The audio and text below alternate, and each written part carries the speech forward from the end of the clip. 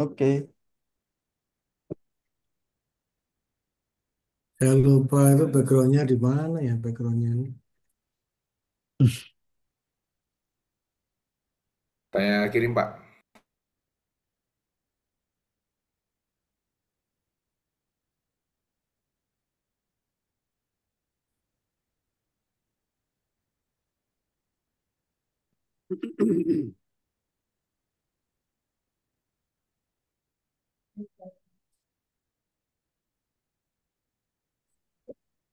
Oh ada. Oh ada Marina. Ada ya? Tapi Pak Yuli jadi kecil banget. Gajahnya lebih gede gajahnya. Nah, tapi 103 punya saya itu belum yang baru ya. Itu pada ini 104 tuh. Apanya, Pak? Ininya backgroundnya Oh, saya oke. 103. Atau nggak usah pakai background aja lah.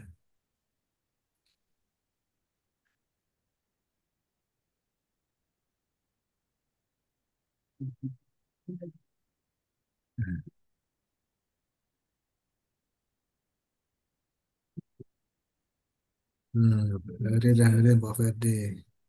Ya, Pak, sama-sama.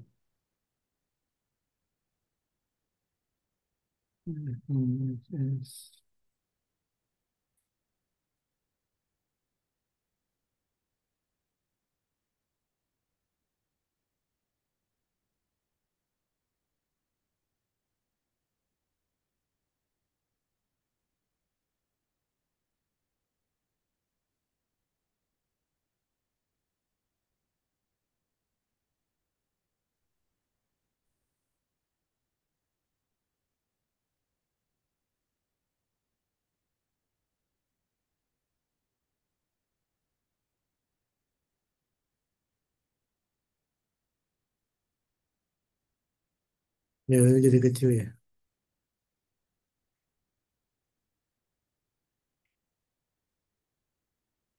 Assalamualaikum, Pak Yuli. Salam, Pak Yadi, Bapak Ibu, Ya, bentar Bapak. masih off cam ini lagi proses untuk ini nih. Mangga. Jaringan lagi kurang bagus.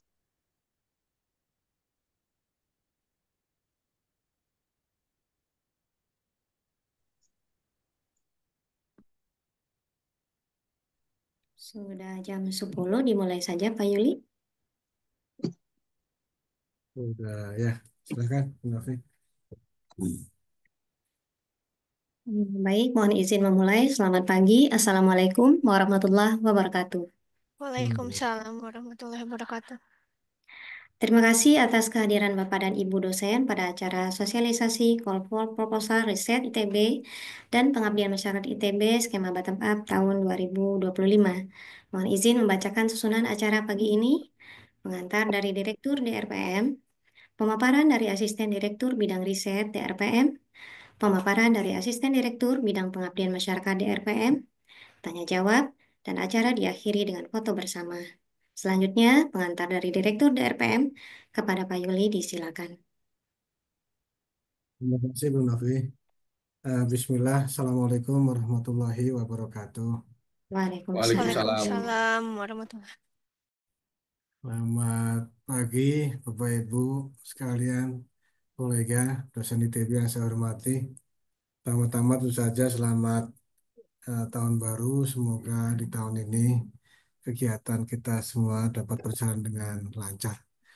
Bapak Ibu semua yang kami hormati, Alhamdulillah TRPM kembali bisa meluncurkan skema penelitian dan skema pengabdian kepada masyarakat dengan pendanaan internal ITB yang dimaksudkan untuk mendukung berbagai kegiatan Bapak Ibu untuk menghasilkan publikasi bereputasi untuk melakukan kegiatan pengabdian kepada masyarakat. Bapak Ibu sekalian saya hormati, untuk skema yang nanti akan dijelaskan secara lebih rinci oleh Pak Rino dan Pak Denny, ada perubahan tapi tidak terlalu mendasar. Ya. Pada intinya eh, kegiatan tidak terlalu berbeda dengan sebelumnya, tetapi ada beberapa tambahan-tambahan untuk peningkatan kualitas kegiatan. Bapak Ibu, saya juga mengingatkan untuk Bapak Ibu yang mungkin belum sempat eh, mengupdate atau keluarannya masih berproses, ya, kami harapkan eh, bisa kita update, bisa kita penuhi keluaran yang pernah kita janjikan pada kegiatan yang lalu sekiranya pernah mendapatkan kegiatan yang sebelumnya supaya keluaran ITB baik dari segi penelitian maupun pengabdian kepada masyarakat semakin meningkat. Nanti Pak Dino dan Pak Dini akan cerita lebih detail. Secara umum untuk penelitian publikasi kita Alhamdulillah untuk Q1 per hari ini untuk tahun 2024 itu sudah lebih dari 750 buah. Jadi Alhamdulillah semakin meningkat. Ya. Meskipun belum mencapai target Pak Mentan yakni 1000 Q1, tetapi trennya terus mengarah ke hal yang eh, positif meningkat dan Pak Rino sudah mengecek bahwa memang publikasi kuartil atas ini satu ataupun dua itu dari segi citasi memang lebih cepat dan lebih banyak mendapatkan citasi dari kolega-kolega kita di dunia. Oleh karena itu, kenapa kita mengarah ke sana supaya hasil-hasil kegiatan kita yang kita se- sebarluaskan oleh publikasi ilmiah itu benar-benar dapat bermanfaat, dapat turut berkontribusi dalam pengembangan ilmu pengetahuan, teknologi, seni, humaniora, sosial di dunia. Oleh karena itu, mengapa kita mengarah kepada eh, kuartil 1 atau mungkin di fakultas sekolah kuartil 2 beberapa tidak lain untuk meningkatkan kualitas, meningkatkan dampak, meningkatkan impact dari kegiatan kita di ITB agar berkontribusi secara real pada pengembangan iptek di tingkat dunia. Itu akan terus kita eh, pelihara, kita kawal, dan perlu kita tingkatkan kualitasnya. Bapak Ibu, untuk pengabdian pada masyarakat, saya kira kita masih serupa semangatnya dengan tahun yang lalu dengan berbagai eh, varian yang ada dan juga mengingat dengan pendanaan yang ada untuk skema disesuaikan karena memang eh, kondisi daerah sekitar ITB maupun kondisi di Indonesia juga secara dinamik eh, berubah. Ada topik-topik baru yang dirasa perlu dilakukan oleh ITB dan ada topik-topik yang berlangsung sudah cukup established, sudah cukup mapan, sehingga mungkin bisa berganti ke topik-topik yang memang secara real saat ini lebih diperlukan. Maka kita perlu agile dalam menyesuaikan diri. Nah, Bapak Ibu, di tengah-tengah kondisi anggaran yang saat ini memang terbatas di awal karena terkait dengan eh, berkurangnya anggaran pemerintah kepada perguruan tinggi negeri badan hukum termasuk ITB, kita tidak berkecil hati. Mudah-mudahan biasanya mengingat tahun 2024 kemarin itu di tengah-tengah tahun dalam perjalanan tahun itu kadang ada insentif-insentif baru dari beberapa pihak maupun ada perubahan juga dalam struktur anggaran ITB.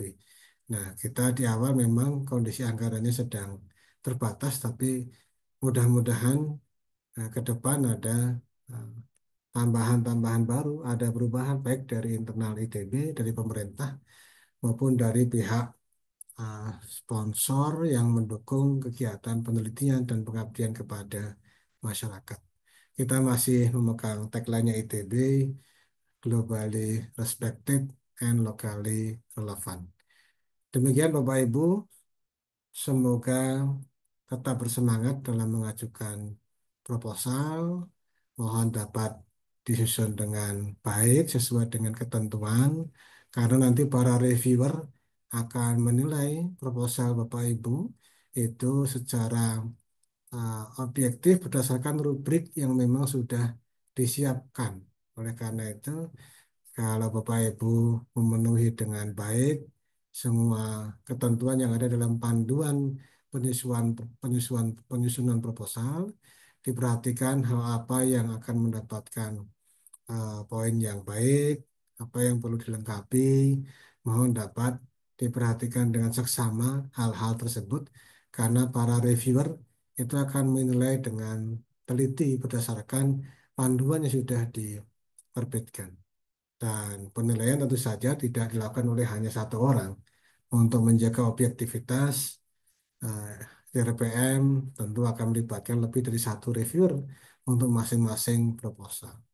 Dan sekiranya ada nilai yang terlalu jomplang begitu, itu juga akan ada penanganan lanjutan. Oleh karena itu, dari segi penilaian, Bapak Ibu perlu yakin bahwa insya Allah DRPM akan melakukan yang baik dengan objektif, gitu, supaya proposal-proposal yang memang berpotensi untuk didanai kita danai. Dan kadang-kadang kalau belum bisa terdanai di tahun lalu misalkan ada sekian belum terdanai lalu ada dana baru, itu bisa dimasukkan lagi dalam penilaian yang baru. Jadi kalau untuk yang sekarang mengingat memang dananya masih terbatas, mungkin nanti tidak sebanyak tahun lalu mestinya yang akan dimenangkan dalam eh, pendanaan berbasis kompetitif ini.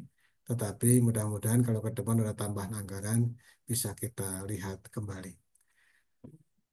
Saya kira demikian Bapak Ibu, Bu Novi yang ingin saya sampaikan pada Bapak Ibu sekalian. Terima kasih atas kebersamaannya lama ini. Semoga sukses untuk pengajuan proposalnya, baik penelitian maupun pengabdian pada masyarakat di tahun 2025. Alhamdulillah. Assalamualaikum warahmatullahi wabarakatuh.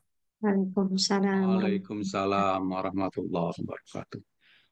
Terima kasih Pak Yuli. Selanjutnya pemaparan dari Asisten Direktur Bidang Riset kepada Pak Rinodi, silakan.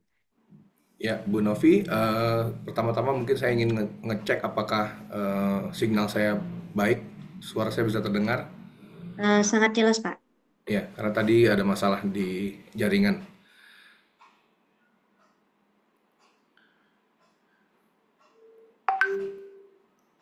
Oke, baik Bapak dan Ibu dosen sekalian, izinkan saya untuk memaparkan panduan program riset ITB 2025. Assalamualaikum warahmatullahi wabarakatuh. Assalamualaikum warahmatullahi wabarakatuh. Selamat pagi semuanya, semoga kita sehat selalu. Pertama-tama mungkin kita kilas balik Bapak dan Ibu, melihat capaian publikasi dari hasil penelitian kita di ITB.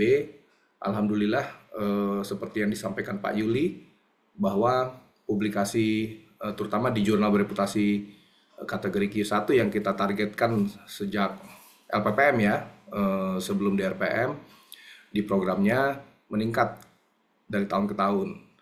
Nah, kita lihat di sini di 2024 kita sudah mencapai sekitar 747 artikel per tahunnya, dan tentunya angka ini masih bergerak ya, karena beberapa artikel mungkin masih di awal tahun itu masih ada yang masih under review begitu ya. Nah, kalau kita lihat di sini dari artikel yang kita sudah publikasikan, ternyata di dalamnya itu ada juga yang berkategori top 10% jurnal Q1 gitu ya. Jadi jurnal Q1 saja ternyata tidak cukup, tapi kualitas yang lebih tinggi dari jurnal Q1 secara umum itu ternyata ada juga.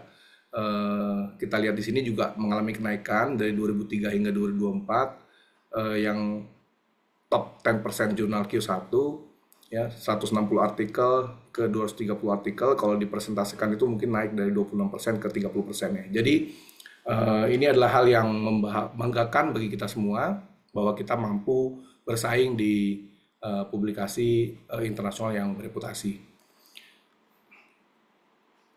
Nah, kalau misalnya kita lihat dampak dari publikasi jurnal Q1 itu ternyata sungguh besar ya bagi ITB, terutama dalam hal perolehan sitasi ITB. Nah, ini kami sampaikan data yang kami himpun ya semenjak tahun 2021 begitu ya, yang kami rekam di akhir tahun, angka terakhir sitasi, sehingga kami bisa mendapatkan sitasi yang tidak bergerak. Ya, jadi perolehan sitasi ITB yang tidak bergerak, ya mungkin data ini tidak akan Bapak Ibu temukan di database seperti Elsevier, Scival, dan sebagainya ya. Jadi ini kami coba rekam perolehan sitasi ITB yang tidak bergerak ya dari publikasi sejak 1961. Kalau kita lihat data dari Elsevier dan sebagainya, mereka menampilkan sitasi yang bergerak ya dan didasarkan atas publikasi tahun terbit. Nah, kalau ini adalah perolehan sitasi di tahun itu dari publikasi yang kita miliki sejak 1961. Dan kita lihat dari arah kita mengejar publikasi berkualitas ya, yaitu jurnal Q1, itu ternyata membuahkan hasil ya. Jadi kenaikan dari sitasi ini per tahunnya itu terlihat ya. Sehingga kita bisa mencapai perolehan sitasi di tahun 2024 itu sebesar 41.000 sitasi begitu ya. Nah, kalau kita lihat itu kontribusi jurnal ya terhadap total sitasi ITB, memang jurnal Q1 adalah motor dalam perolehan sitasi. 47% itu sitasi didapatkan dari memang sitasi dari publikasi jurnal Q1 dan diikuti 15% dari jurnal Q2, 7% dari jurnal Q3 dan 2% jurnal Q4. Sisanya adalah mungkin dari sitasi dari proceeding. Jadi memang betul arah kita dalam mengejar jurnal Q1 dalam setiap program penelitian kita itu membuahkan hasil yang lumayan signifikan terhadap perolehan sitasi, dan ini akan diperlukan untuk menjadi salah satu parameter ketika kita menempatkan ITB dalam universitas top dunia.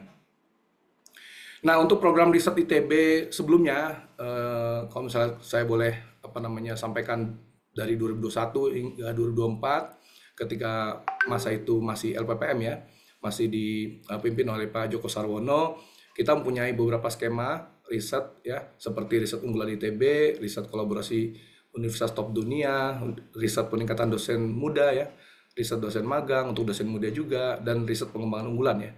Nah, untuk program riset ITB tahun 2025 kami coba mendapatkan menciptakan ya skema yang lebih strategis begitu ya. Nah, kami mencoba menggabungkan ini antara riset unggulan ITB dan riset kolaborasi universitas top dunia menjadi satu skema, yaitu mungkin riset unggulan ITB. Yang dimana di skema tersebut kami juga mengharapkan ya, memang sudah saatnya juga para dosen berkolaborasi dengan mitra-mitra peneliti dari perguruan tinggi luar negeri top dunia begitu. Nah, untuk riset peningkatan kompetisi dosen muda, kami juga mencoba untuk menggabungkan riset dosen magang ini ke dalam skema riset peningkatan dosen muda, karena dosen muda ini tentunya harus mempunyai anggota peneliti, yaitu dosen-dosen yang sudah produktif terlebih dahulu di ITB. Mengenai riset pengembangan unggulan, ini masih dalam koordinasi dengan direktorat yang baru, yaitu Direktorat Kawasan Sains dan Teknologi. Jadi untuk saat ini kami belum membuka skema riset pengembangan unggulan kembali. Nah, kalau kita lihat sudah saatnya ini kita bekerja sama dengan luar negeri begitu Bapak dan Ibu, dan memang kita sudah punya data bahwa ITB itu sangat aktif bekerja sama dengan kampus top, setidaknya top 20 dunia ya. Nah, kalau misalnya melihat data ini adalah data daftar kegiatan penelitian kolaborasi ITB dengan perguruan tinggi top dunia yang dikelola oleh DRPM ITB sejak tahun 2021 di luar program bilateral. Nah, di sini terlihat negara Inggris yang paling banyak ya, perguruan tingginya bekerja sama dengan ITB, kemudian negara Jepang, Australia, dan selanjutnya gitu ya. Nah, kalau misalnya kita lihat ada berapa jumlah MOU atau MOA yang telah dibuat ITB, nanti datanya ada di panduan riset ITB di lampiran C dan D. Kami mencatat sekitar 331 tersedia MOU dan MOA yang sudah dibuat oleh ITB. Nah, oleh karena ini kami mengharapkan Bapak dan Ibu dapat melanjutkan kerjasama dengan perguruan tinggi top dunia tersebut dalam kegiatan-kegiatan penelitian kita. Nah, ini adalah cuplikan aja program-program kegiatan kita yang mungkin lebih ke bilateral ya, seperti ada dengan Inggris, dengan Taiwan, dengan Belanda begitu ya, dengan Osaka Gas, Asahi Glass, dan pihak-pihak lainnya ya, yang memang hal ini harus berlanjut begitu ya ke depannya di ITB. Untuk program riset ITB 2025, skema yang kami buka adalah 2 skema saja, namun sangat strategis, yaitu riset unggulan ITB dan riset peningkatan kompetensi dosen muda ITB. Tujuan dari program riset ITB 2025 yaitu pertama mencetak topik unggulan, tentunya topik unggulan ITB yang dapat mendukung peta jalan penelitian kita, baik di fakultas sekolah maupun di pusat dan pusat penelitian. Terus kemudian kita juga ingin ya penelitian ini tumbuh berkualitas ya di masing-masing fakultas sekolah dan juga pusat penelitian. Juga mendorong terciptanya ekosistem kerjasama penelitian antar masing-masing fakultas sekolah dan juga dalam lingkungan pusat dan pusat penelitian begitu ya. Hingga kita mendapatkan teknologi dan juga inovasi. Dan terakhir yang kita harus jaga yaitu adalah keberlanjutan kerjasama penelitian antara ITB dan perguruan tinggi luar negeri top dunia. Nah, ini adalah persyaratan di riset unggulan ITB tahun 2025. Kami mengundang ya para dosen ITB, dosen senior ataupun dosen muda dapat mengusulkan proposal penelitian sebagai ketua peneliti ya. Boleh dosen ITB dari fakultas sekolah ataupun dosen ITB yang tergabung di dalam pusat dan pusat penelitian. Nah, kami berharap juga para ketua peneliti ini mempunyai anggota peneliti ya yang juga berasal dari dosen ITB lainnya, mahasiswa ITB baik sarjana ataupun pasca sarjana, dan juga yang paling penting ini kami berharap juga ketua peneliti mempunyai mitra peneliti dari perguruan tinggi luar negeri top dunia, dan ini mungkin akan kami nilai poin lebih ya jika Bapak Ibu mempunyai kerjasama dengan mitra peneliti luar negeri. Nah, mungkin ada persyaratan maksimum ya menerima dana sebagai ketua peneliti, yaitu adalah 1 proposal begitu ya didanai, dan juga sebagai anggota peneliti bisa terlibat dalam 2 proposal seperti itu. Dana yang kami tawarkan itu adalah 150 juta rupiah per judul proposal, yang outputnya adalah mungkin ya tentunya pasti kami berharap Bapak Ibu dapat melanjutkan publikasinya di kategori Q1 berdasarkan SJR ya. Nah, skema strategis kedua adalah riset peningkatan kompetensi dosen muda ITB.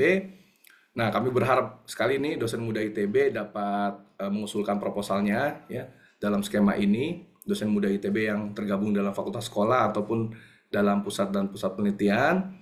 Ya, ini mungkin syarat yang baru ya bagi skema ini adalah dosen muda yaitu sebagai ketua peneliti pengusul itu wajib mempunyai anggota peneliti yang berasal dari dosen ITB lainnya ya, yang memiliki H-index lebih tinggi dari ketua peneliti, karena semangatnya adalah kita ingin mengikuti jejak dosen-dosen lainnya yang sudah produktif begitu ya. Jadi mengembangkan keilmuan secara bersama-sama. Nah, kalau boleh H-index-nya, saya tahu pasti H-index dosen di ITB sudah tinggi-tinggi ya, ini hanya persyaratan minimal saja, minimal H-index minimal 6 untuk bidang saintek dan H-index 2 untuk bidang sosial humaniora begitu. Nah, dosen ITB ini definisinya adalah yang berusia kurang dari 35 tahun, kurang atau sama dengan 35 tahun, hingga 5 Februari 2025 pada saat deadline dari proposal ini, atau dosen muda ITB yang memiliki pengalaman kerja kurang dari 5 tahun ataupun sama dengan 5 tahun. Nah, dosen muda dapat menerima dana sebagai ketua peneliti 1 proposal maksimum ya. Bisa juga bergabung berkompetisi dengan skema yang sebelumnya yaitu skema riset unggulan ITB. Nah, dosen muda juga dapat menerima dana sebagai anggota peneliti juga di skema riset unggulan ITB yang skema sebelumnya dengan dosen-dosen lain, tapi kami batasi sebagai anggota peneliti adalah 2 proposal maksimum. Nah, jika dosen senior ikut dalam skema ini sebagai anggota peneliti, kami tidak menghilangkan kuota ya untuk anggota peneliti di skema riset unggulan ITB. Jadi untuk skema ini kami tentunya berharap kontribusi dari dosen-dosen lain yang mau membimbing dosen muda dan tidak dihilangkan kuota di skema riset unggulan ITB-nya. Alokasi dana penelitian yang kami tawarkan yaitu 140 juta rupiah per judul proposal dan berharap mendapatkan publikasi Q1 berdasarkan SJR. Nah, adapun timeline waktu yang kami tetapkan untuk pemasukan proposal dari 15 Januari ya, dari hari ini ya, hingga dari hari kemarin sebenarnya sudah dibuka portalnya myppm.itb.ac.id hingga 5 Februari 2025 ya, pukul 17 WIB. Tentunya proposalnya akan disahkan oleh atau disetujui oleh dekan atau kepala pusat dan pusat penelitian. Terus kemudian proposal ini akan direview ya oleh Board of Reviewers ITB dan penetapannya akan kami umumkan di tanggal 20 Februari 2025 begitu Bapak Ibu. Nah, kegiatannya dapat dilaksanakan nanti jika menerima dana penelitian dari DRPM ITB. Kegiatan ini dapat dilaksanakan hingga 28 November 2025 ya. Tentunya ada laporan kemajuan di tengah-tengah perjalanan kegiatan dan juga laporan akhir di penutup kegiatan. Nah, mungkin demikian dari kami Bapak dan Ibu. Kami sampaikan panduan program riset ITB 2025. Saya serahkan kembali ke moderator Ibu Novi. Silakan Bu. Terima kasih Pak Reno untuk paparannya. Selanjutnya pemaparan dari Asisten Direktur Bidang Pengabdian Masyarakat kepada Pak Denny, disilakan. Baik, terima kasih Bu Novi. Bentar.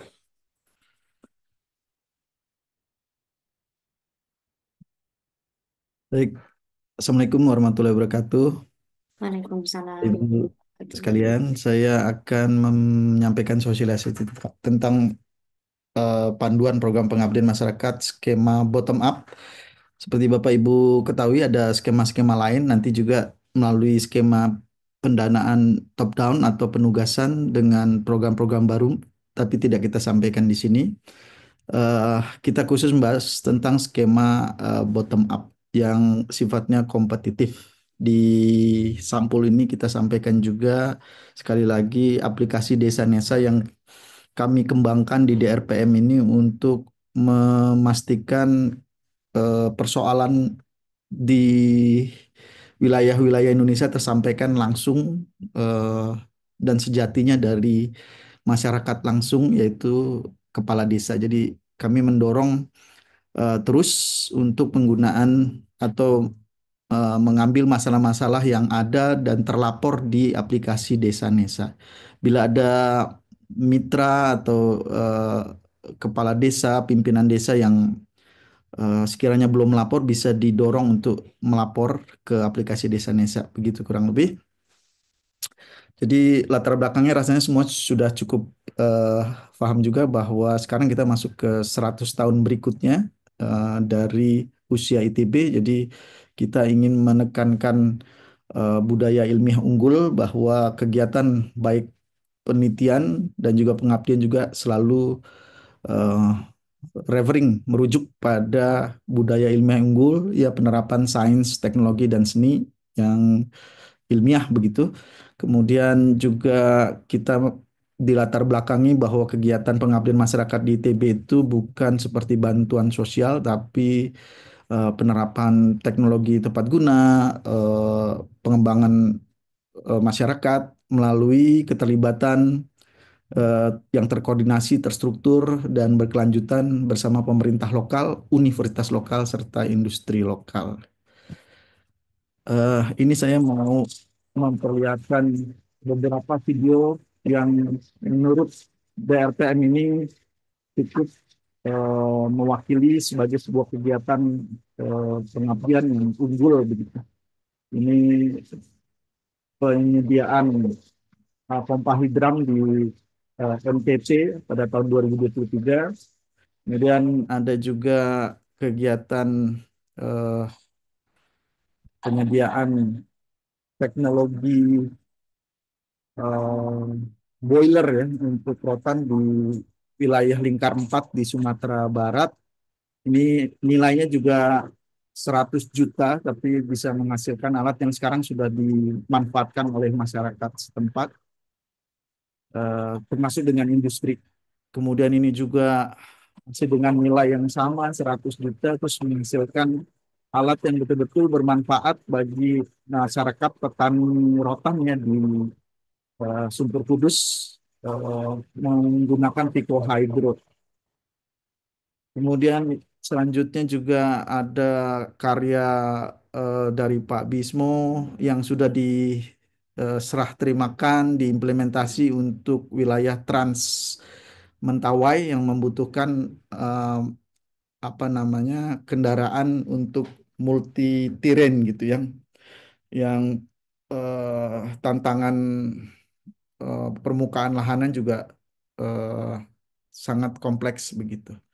Kemudian juga ada ini program Citarum Harum, persisnya nanti berubah, tahun ini akan menjadi program pengabdian pengelolaan sungai.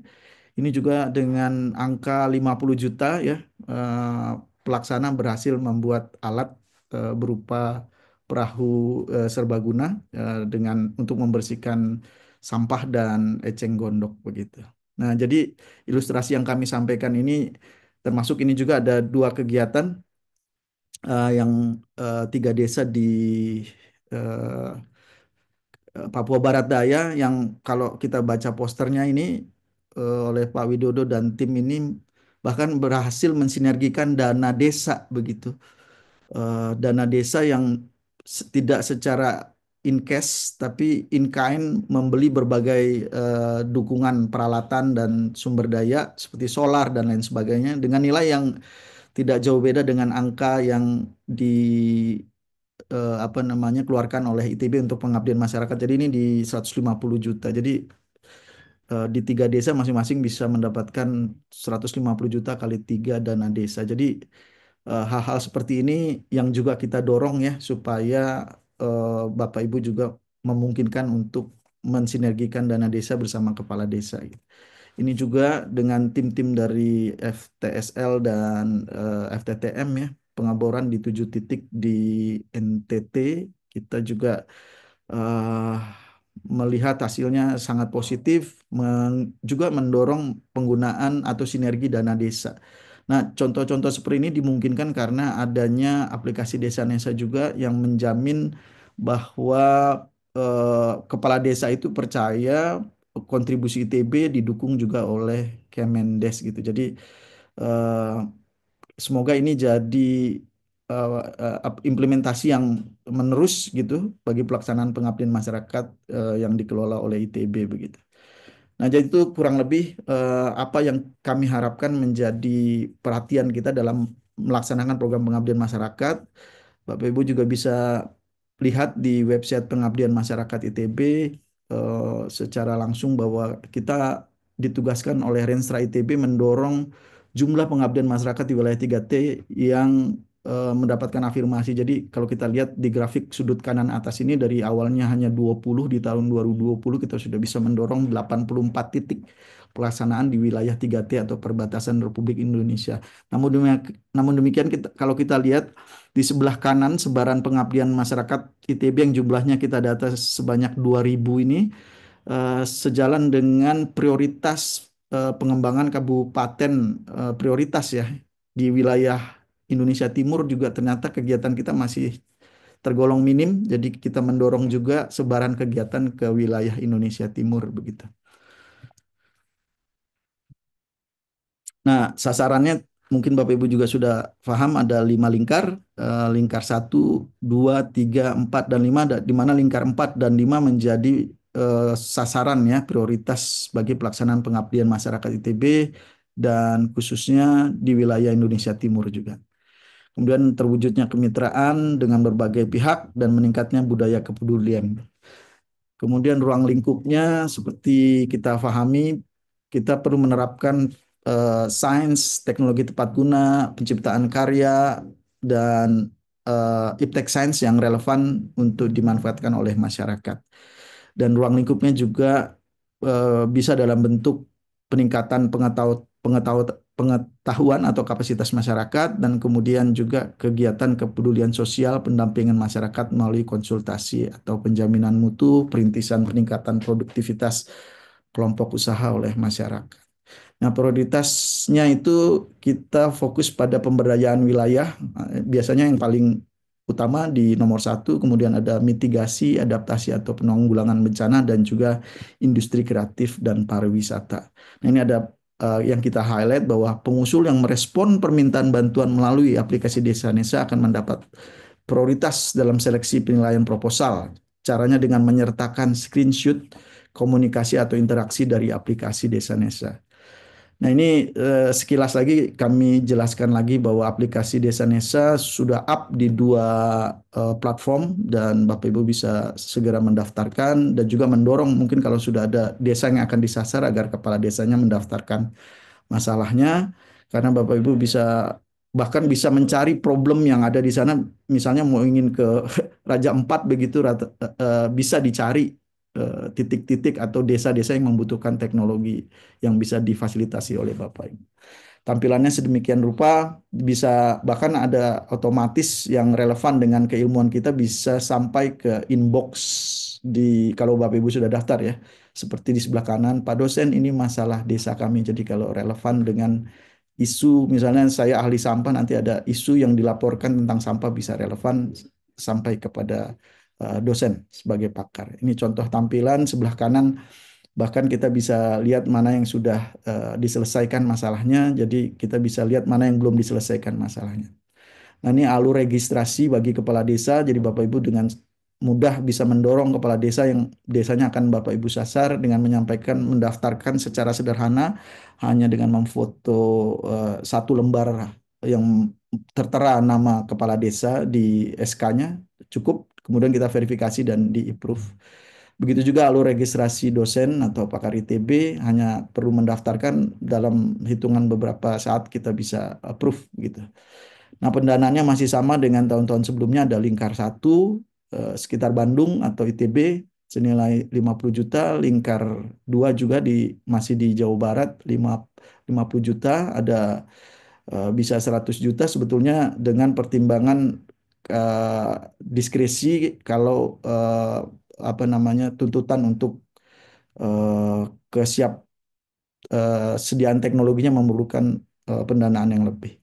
Kemudian Lingkar 3 masih 100 juta, Lingkar 4 100 juta, dan Lingkar 5 atau daerah 3T atau perbatasan maksimum bisa 150 juta. Di sini kita highlight juga bahwa nilai pendanaan yang disetujui dapat lebih rendah dari nilai proposal yang diusulkan berdasarkan pertimbangan berbagai hal oleh Board of Reviewer dan pimpinan DRPM.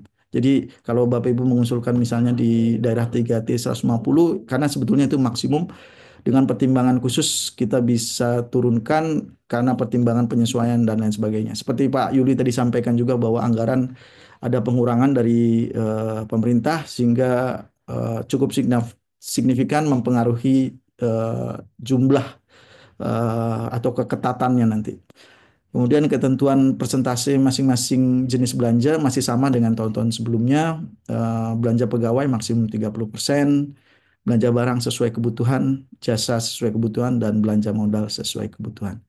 Nah, luarannya Bapak Ibu juga selalu ingat bahwa kita berharap ada 3 poin yang kita sampaikan, yaitu bukti seperti publisitas video begitu yang disampaikan, kemudian juga media cetak atau online di media populer begitu, dan juga yang perlu disampaikan adalah bukti keterlibatan mahasiswa S1 MBKM minimal 1 dari surat prodi, kaprodi atau pimpinan fakultas atau sekolah. Kami juga menjanjikan jika luaran publisitas ya lebih dari 3 dilaporkan di input di MyPPM pada saat pelaporan akhir nanti di bulan November, akan mendapatkan sertifikat rekognisi dari Direktur DRPM.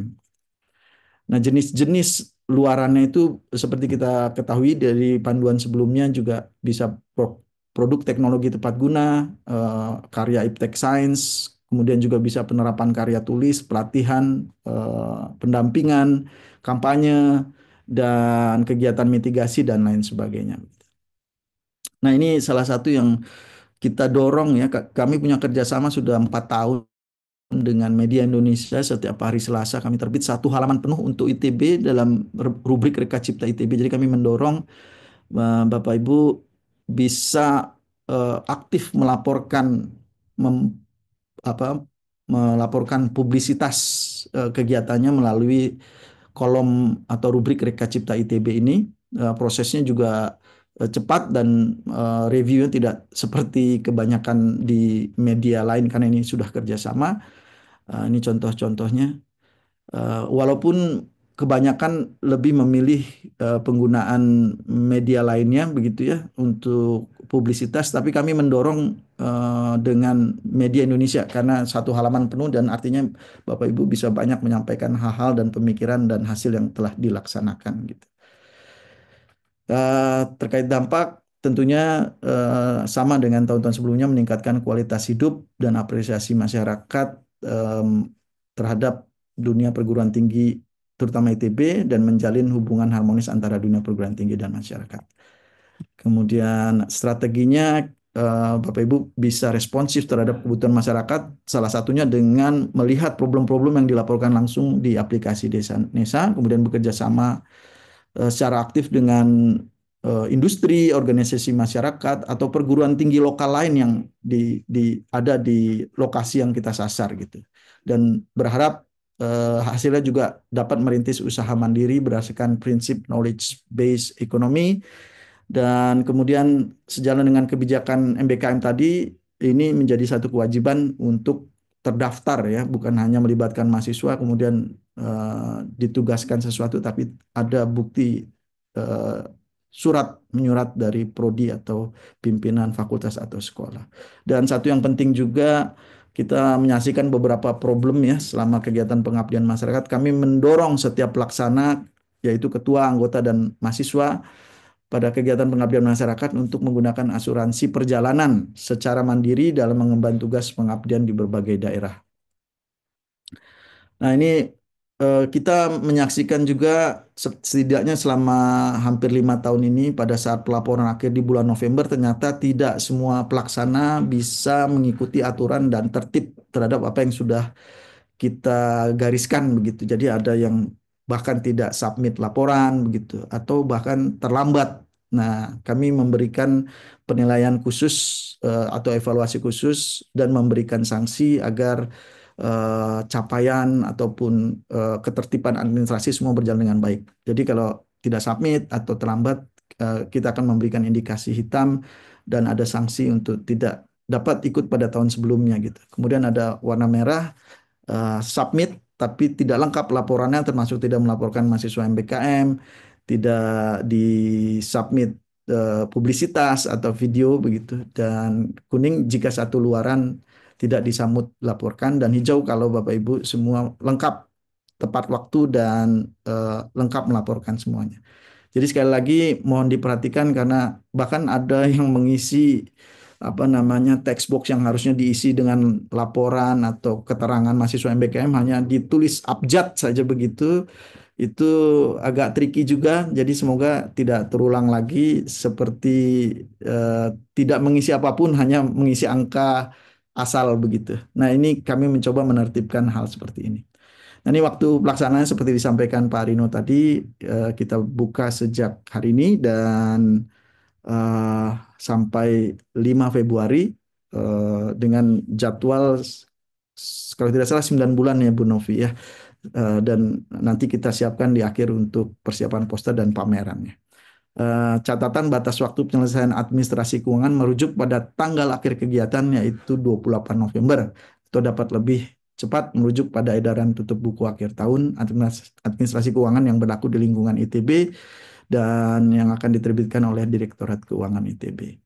Link untuk submission ada di MyPPM. Ada beberapa, nanti Bapak Ibu akan menemukan di pengabdian masyarakat, melampirkan bukti screenshot komunikasi dengan kepala desa itu menjadi prioritas bagi Bapak Ibu untuk mendapatkan penilaian, dan reviewer juga akan dinotifikasi bahwa ini menjadi prioritas gitu ya. Kemudian ini saya kira kalau Bapak Ibu bisa memenuhi syarat-syarat ini, kemungkinan nilainya akan tinggi. Jadi Bapak Ibu bisa melihat di sini kriteria penilaian proposal, wilayah prioritasnya tentu kalau yang lingkar 5 atau perbatasan akan lebih tinggi, disertai dengan bukti pendukung termasuk tadi screenshot dari aplikasi Desa Nesa. Kemudian besarnya manfaat kegiatan bisa bisa dilihat di sini ya, termasuk luaran-luaran yang dijanjikan. Kemudian potensi pelaksanaannya ini agak kualitatif, tapi ini untuk membalance ya penilaian-penilaian lainnya. Dan kualifikasi tim juga dilihat konsistensinya dan substansi dari kegiatannya. Saya kira demikian. Kualitas proposal juga kalau Bapak Ibu bisa menyusun lebih lengkap, disertai foto, ilustrasi, dan contoh-contoh sebelumnya yang sudah dilaksanakan akan tambah melengkapi hal positif dalam proposal Bapak Ibu. Demikian, terima kasih. Saya kembalikan ke Ibu Novi. Mangga. Terima kasih Pak Denny untuk paparannya. Selanjutnya adalah sesi tanya jawab. Kalau kami cek di kolom chat itu sebagian besar pertanyaan sudah dijawab. Pertanyaan akhir-akhir ini ke Pak Denny kan memang baru saja Pak Denny presentasi, otomatis beliau belum sempat melihat Ya. kolom chat. Izin saya ke kolom chat dulu Bapak Ibu. Pertanyaan ke Pak Denny. Terima kasih dari Pak Dasapta. Terima kasih sudah diingatkan untuk memiliki proteksi asuransi. Apakah kalau perusahaan asuransinya sama dengan perusahaan asuransi yang berkontrak dengan ITB? Karena pastinya sudah terdaftar di Ditlog atau bisa menggunakan yang lain? Baik, Bu Novi mungkin bisa bantu jawab karena kemarin kami tahun kemarin sempat mengurusi dan ada problem juga ya Bu Novi. Iya. Silakan, Bu Nah, Novi. ya izin menjawab Pak Dasapta. Tahun kemarin DRPM mencoba memfasilitasi agar kami bisa membantu Bapak Ibu mengurus administrasi asuransinya agar Bapak Ibu bisa fokus kepada kegiatan pengabdian masyarakat. Namun ternyata setelah dicoba dibantu itu cukup crowded. Jadi di tahun 2005 ini sifatnya himbauan dan dilaksanakan secara mandiri. Nanti bon administrasinya bisa diklaim sebagai pengeluaran dari kegiatan pengabdian kepada masyarakat. Jadi terserah bisa kemana saja Pak Erwin untuk mengantisipasi in case terutama untuk daerah-daerah yang jauh ya, yang keamanannya tidak sestabil di daerah perkotaan, sehingga ketua dan maupun mahasiswa yang dibawa serta dapat dengan nyaman dan terjaga keselamatannya. Mungkin demikian. Izin melanjutkan dari maaf kalau salah menyebutkan Ibu Liza Kurnia ya, Ibu ya. Izin bertanya terkait PM untuk wilayah lingkar 4. Bagaimana cara mengetahui target lokasi PM merupakan wilayah prioritas dan tertinggal atau bukan? Tahu 3T-nya atau enggak? Baik, saya langsung jawab ya. Silakan Pak. Eh, Ibu, jadi biasanya kami nanti akan share juga satu link yang disebut Indeks Desa Membangun. Kita juga punya dokumennya dari Kemendesa untuk bisa mengecek bahwa daerah tersebut disebutnya tidak langsung daerah 3T, tapi 3T sendiri kan maknanya adalah pulau-pulau terluar sebetulnya. Tapi dari klausul yang ada di dalam penjelasan tentang daerah 3T itu melalui Indeks Desa Membangun itu kan dijelaskan bahwa desa yang masuk kategori tertinggal atau sangat tertinggal. Nah, itu mudah sekali, jadi tinggal kita cek di website idm.kemendes kalau tidak salah. Kemudian nanti kita bisa search nama desanya langsung keluar masuk kategori tertinggal atau sangat tertinggal gitu. Nah, nanti biasanya sih memang yang Jawa, serasa Jawa Barat sudah ini ya tidak ada gitu. Jadi biasanya di kepulauan-kepulauan terluar atau wilayah Indonesia Timur yang masih masuk kategori indeks desa membangunnya itu masih tertinggal atau sangat tertinggal. Nanti kita bisa berikan link dan dokumennya untuk bisa di-search langsung. Demikian, Bu. Terima kasih Pak Denny. Dilanjutkan. Pertanyaan berikutnya. Apakah dosen baru boleh mengajukan program Pengmas? Tadi Pak Yuli sudah menjawab juga di kolom chat. Selama sudah punya NIP atau NOPEK ya Pak Yuli ya yang terdaftar di Direktorat Kepegawaian. Sekiranya Bapak Ibu dosen baru belum memiliki NIDN, tadi Pak Yuli menyarankan dapat menghubungi admin MyPPM Pak Yanto. nomor Pak Yanto yang tertera di surat dan di WAG yang kami share. Selanjutnya, apakah untuk pengabdian masyarakat boleh bermitra dengan yayasan independen yang memang fokus ke pendidikan dan kesehatan di daerah 3T dan sejalan dengan program Pengmas yang kami ingin usulkan? Pihak ITB tetap menjadi leadernya, tanda tanya. Baik, saya respon ya Bu. Nah, Pak. Ya, mengenai kerjasama atau kemitraan dengan pihak lain, seperti di panduan kita sampaikan, bahkan ada klausulnya tersebut, eh, kita memberikan apa ya prioritas penilaian juga kan, kalau makin terlibat dengan universitas lokal, mitra lokal, perguruan apa namanya industri lokal. Jadi hanya dibuktikan saja bahwa itu ada surat penyurat begitu Bapak Ibu, supaya ada dokumen pendukungnya begitu. Jadi justru poinnya mendapat poin gitu ya karena melibatkan multi stakeholders gitu. Begitu Ya, Bu. ya Pak. Ini pertanyaan lanjutan. Apakah boleh bermitra dengan CSR, perusahaan yang fokus pada kesehatan, tapi bukan perusahaan setempat? Kemudian, apakah boleh mengajak ekspertis, tapi tidak berafiliasi dimanapun? Prosedurnya bagaimana, Pak? Baik, ini sebetulnya ada beberapa kegiatan dari 2 tahun terakhir juga, eh, dari dana 150 juta yang membantu pelaksana untuk melaksanakan kegiatan, ada yang bahkan bisa mendapatkan sampai 400-500 juta dari dana CSR.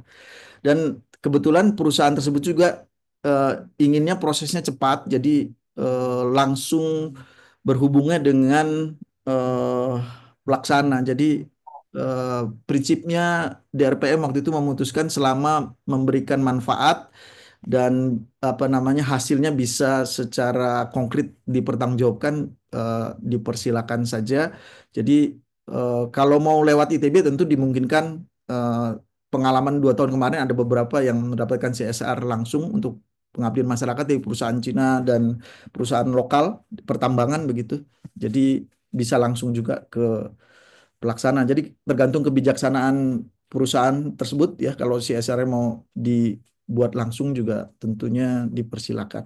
Jadi menurut saya di Grab saja, jangan sampai tidak jadi karena eh, semuanya juga rugi kalau tidak dapat. Silakan Bapak Ibu. Yang selanjutnya dari Pak Dasapta, apakah pembelanjaan masih menggunakan PAD Mandiri? Saya cek teman-teman keuangan, apakah ada hadir? Eh, belum hadir. Izin menjawab Pak Yuli. Masih menggunakan Pak Erwin. Eh, untuk UMK belanja barang habis dan jasa selain honor masih ditransfer ke VAD Mandiri sesuai dengan ketentuan yang ditetapkan oleh Direktorat Keuangan ITB. Jadi aturan menggunakan VAD ini adalah aturan dari Direktorat Keuangan, bukan kebijakan intern dari DRPM. Selanjutnya dari Pak Thomas sudah dijawab oleh Pak Husni. Terima kasih Pak Husni. Dari Pak Sutiadi, apakah sudah ada yang menjawab? Pak Denny, ada saran untuk kebutuhan mahasiswa MBKM. Alangkah baiknya LPPM menyediakan nomor kontak koordinator MBKM setiap fakultas atau prodi, sehingga baik dosen ataupun mahasiswa tidak kebingungan ketika mendapatkan surat keterangan MBKM atau klaim SKS MBKM-nya. Baik, kalau dari saya sih, karena saya setiap kegiatan pengabdian ini Pak Suryadi kan dari FSRD juga ya. Rasanya kita harusnya tahu juga ya siapa koordinator MBKM, karena kalau kita berkegiatan pasti diinfokan dari fakultas langsung. Saya nggak menghadapi masalah sih sebetulnya, karena biasanya kita daftarkan ke koordinator, koordinator melaporkan kepada Kaprodi, Kaprodi kemudian ke fakultas, fakultas memberikan surat kan persetujuan. Nah, itu yang kita pegang ya. Tapi sampai surat menyurat ke Kaprodi pun kita cukup ya Bu Novi untuk pelaporan nantinya. Karena biasanya kan MBKM ini untuk penilaiannya setelah kegiatan berakhir ya. Jadi bisa sampai pada level Kaprodi aja. Jadi kalau LPPM yang menyediakan kelihatannya too much juga Pak. Jadi pasti di fakultas harusnya data itu sudah ada gitu, tinggal ditanyakan ke fakultas masing atau sekolah masing-masing aja. Demikian Pak. Baik, Pak Denny, Bu Sri Rezeki sudah dijawab oleh Pak Yuli. Kemudian eh, dari Ibu Nur ya, SITH, apakah mitra pengabdian masyarakat bisa sekolah SMP atau SMA? Ya, bisa Bu, kita tidak pernah membuat satu klausul atau aturan mengkhususkan pada lembaga atau unit tertentu. Mungkin saya perlu infokan juga nanti kita ada program di tahun depan skema penugasan atau top down eh, tentang program pengabdian masyarakat untuk pembinaan guru-guru SMK di daerah 3T begitu. Nah, itu juga nanti bisa jadi jalur bisa berkomunikasi dengan LPPM juga nanti. Jadi nggak ada aturan atau eh, kekhususan untuk unit atau lembaga atau level SD, SMP atau SMA apa begitu ya, Bu. Baik, terima kasih Pak Denny. Bu Lucia Marliana, pertanyaan Ibu sudah dijawab oleh Pak Rino.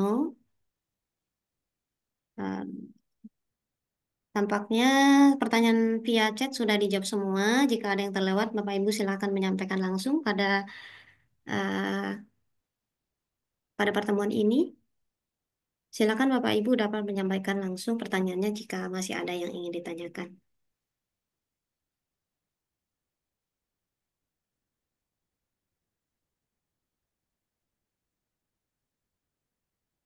Pak Yuli, Pak Rino, Pak Denny, Pak Farid, kalau mau ada yang ditambahkan juga disilakan ya Pak.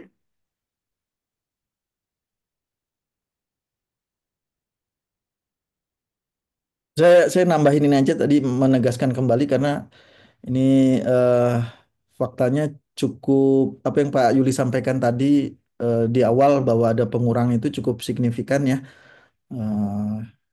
Pengurangannya mungkin bisa disebut sampai 50%.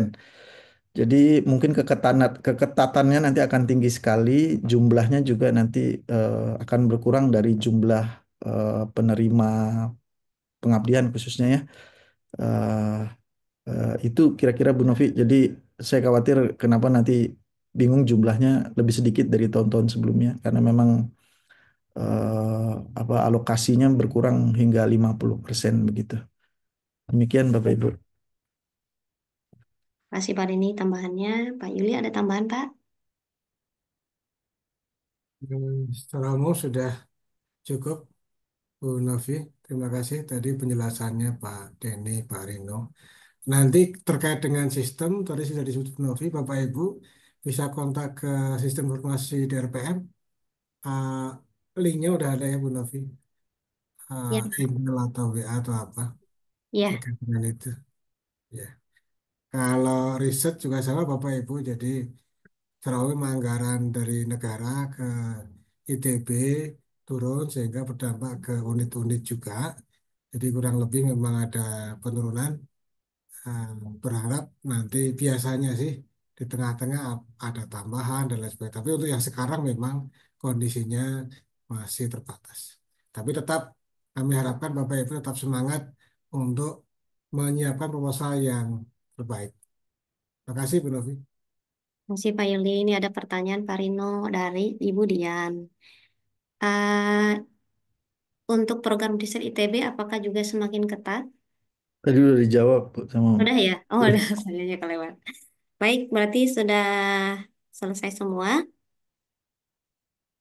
Eh, oh, ada pertanyaan lagi. Dari Ibu Tesa ya. Mohon izin bertanya Pak Rino terkait maksimum keterlibatan sebagai anggota peneliti dalam setiap skema. Apakah akumulatif? Misalnya dosen A menjadi ketua pada skema riset unggulan. Kemudian apakah boleh jika menjadi anggota 2 kali pada skema riset unggulan dan juga menjadi anggota juga 2 kali pada skema peningkatan kapasitas dosen muda. Jadi anggotanya jadi 4 gitu ya, 2 ketua, 4 anggota. Kira-kira pertanyaan begitu Pak Reno. Iya, yang dimaksudkan kuota itu adalah kuota ketika menerima dana ya. Jadi kalau submission itu sebebas-bebasnya, silakan submit sebanyak-banyaknya. Nah, tadi sudah saya sampaikan kalau untuk apa namanya sebagai ketua peneliti begitu ya, baik itu skema riset unggulan ataupun dosen muda, peningkatan dosen muda itu memang maksimum satu orang satu begitu ya, satu orang satu. Sebagai anggota peneliti itu untuk skema riset unggulan itu bisa maksimum dua, menjadi dua menjadi anggota di dua proposal begitu. Nah, tapi ketika di skema peningkatan kapasitas dosen muda, karena memang sifatnya adalah anggota itu adalah dosen pembina, jadi kami tidak menghitung ya, tidak menghitung. Artinya masih boleh kuota yang di skema riset unggulan itu masih boleh maksimum dua begitu. Jadi karena pembina ya, jadi kan bertugas begitu, bertugas untuk membina dosen muda begitu. Jadi tidak diberikan kuota begitu. Jadi masih dibolehkan menjadi dua anggota maksimum di skema riset unggulan. Begitu Bu Novi. Nah, baik, terima kasih Pak Rino. Sudah 2 menit lagi jam 11. Ah, tampaknya sudah tidak ada Bapak Ibu. Jika tidak ada, maka kita akan tutup acara ini sebelum dengan foto bersama. Boleh dibantu oleh Pak Ferdi mungkin. Pak Ferdi boleh dibantu ya di aba-aba ya. Ibu, Bapak Ibu mohon dibuka eh, videonya ya. Izin, ini eh, ada 10 halaman ya Bapak Ibu. Izin di halaman pertama, 1, 2, 3. Bentar. Di halaman kedua, mohon senyumnya Bapak Ibu. 1, 2, 3. Ya, kemudian halaman 3, mohon senyumnya Bapak Ibu. 1, 2, 3. Di halaman keempat, ya, mohon senyumnya Bapak Ibu. 1, 2, 3. Di halaman kelima, 1, 2, 3. Halaman keenam, 1, 2, 3. Halaman ketujuh, 1, 2, 3. Kemudian halaman 8, 1, 2, 3. Dan halaman 9, 1, 2, 3. Yang terakhir halaman 10 Bapak Ibu. 1, 2, 3. Ya, baik. Terima kasih Bu Novi sudah. Terima kasih Pak Ferdi. Baik Bapak Ibu, berakhirlah rangkaian acara hari ini, sosialisasi Call for Proposal Riset ITB, Pengabdian Masyarakat ITB, skema bottom up. Sekali lagi terima kasih banyak kehadirannya. Kami tunggu proposalnya. Jika ada kendala silakan hubungi kami. Ada nomor kontak Pak Ferdi. Bisa ke Bunia juga, Pak Emil, Pak Adnan. Bisa juga ke saya langsung. Semoga sehat selalu. Kami tutup. Assalamualaikum warahmatullahi wabarakatuh. Waalaikumsalam. Waalaikumsalam. Terima kasih.